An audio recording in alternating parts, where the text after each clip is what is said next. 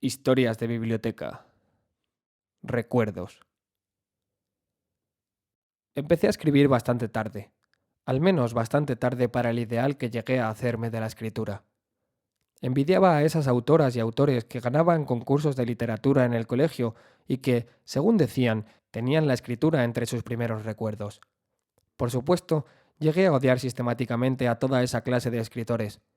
Yo tengo entre mis primeros recuerdos la lectura, concretamente a mi padre leyéndome en la cama antes de dormir. Venía, se sentaba al borde de la cama, me leía algún cuento y después me hacía cosquillas. Solía ir primero a la habitación de mi hermana pequeña y procedía de la misma forma. Yo, al escucharlo ir donde mi hermana, me excitaba pensando en el inocente placer que pronto llegaría. Después de mi padre, venía mi madre, que nos calmaba las risas y cosquillas de mi padre, sucesivamente a mi hermana y a mí, rezando algunas oraciones y terminando siempre con el Jesucito de mi vida. No puedo recordar cuándo aquel ritual que trajo las más felices horas de mi vida dejó de tener sentido y desapareció. Quizá el recuerdo más claro, de una nitidez imposible, seguramente debido a que el recuerdo está fijado y condicionado por unas emociones primarias y fundamentales, consista en mi padre leyéndome El Hobbit, de J.R.R. Tolkien. En concreto el capítulo 5, Acertijos en las tinieblas. Cuando Bilbo Bolsón encuentra el anillo de Gollum, se me quedó grabado y aún a día de hoy puedo traerlo a mi presencia con pasmosa facilidad. Toda mi infancia y parte de mi adolescencia me la pasé pegado al Bestiario de Tolkien, de David Day y editado por Timon Mas. Un magnífico libro que mi padre adquirió en alguna hora afortunada. Las ilustraciones del bestiario, especialmente aquellas en tinta negra, las recuerdo ahora como inspiradas en la arquitectura de catedrales góticas, como si dentro de cada ilustración, cada fragmento contuviera un plexo de gárgolas, escenas misteriosas y grabados inenarrables. Mi imaginación se formó en aquellos dibujos, en aquellas innumerables horas leyendo y releyendo las leyendas del escritor británico. Desde aquellos juegos y lecturas infantiles, tuvieron que pasar casi 15 años para que me decidiera a escribir, y mucho más para que comenzara fatalmente a tomarme en serio la escritura. En ese tiempo, se asentó en mí algo así como una pureza que, a día de hoy, me hace despreciar cualquier atisbo de adulación, autocomplacencia o relato patético de la venida del mundo del escritor. No sé por qué. El caso es que en mi vida la escritura llegó tardíamente y vino de la mano con la culpabilidad.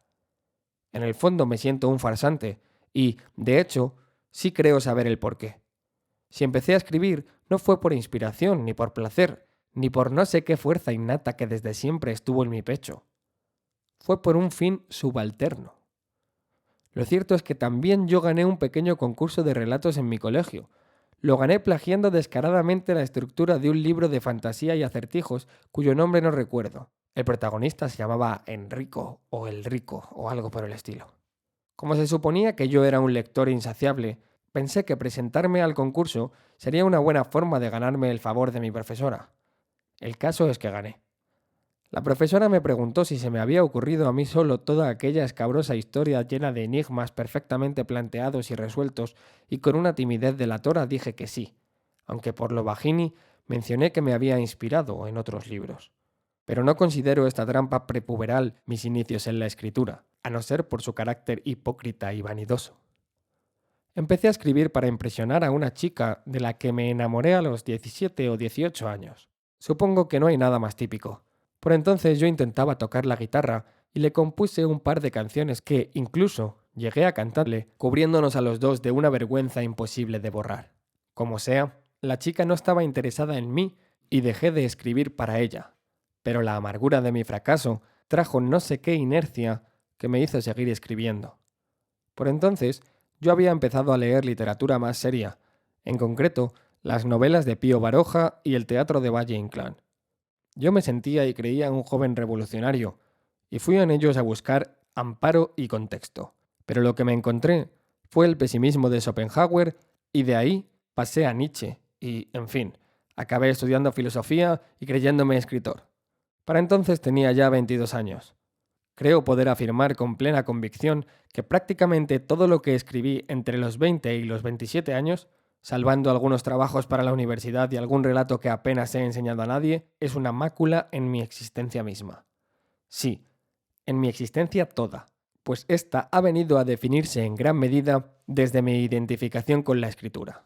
Lo único comparable en magnitud a la malísima calidad de todo aquello es la ingente cantidad de textos que produje. Publiqué durante varios años en una revista, en 2 blogs, en colaboraciones con amigos y compañeros, en correos electrónicos, en cartas, etc. Llegué incluso a publicar un infame libro de poemas del cual, salvo a día de hoy, uno o casi ni eso. Necesitaría muchas más páginas de las que aquí dispongo para maldecirme con justicia y pertinencia, relacionándolo todo con una bajeza y mezquindad que ha latido siempre en mi pecho desde que empecé a escribir. Soy consciente de que buscar las causas de esto sería inútil, aburrido y que solo me complacería a mí como a un demente rascarse las costras de sus ataduras.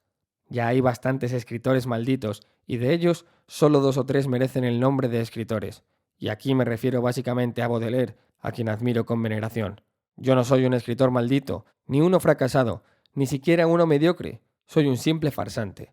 Pero no se crea que con ello me desprecio, no. Sencillamente me sitúo, me doy mi marco, mis condiciones genéticas y teleológicas. En mi farsa he llegado a encontrarme con la honestidad y no puedo decir que me pillara desprevenido.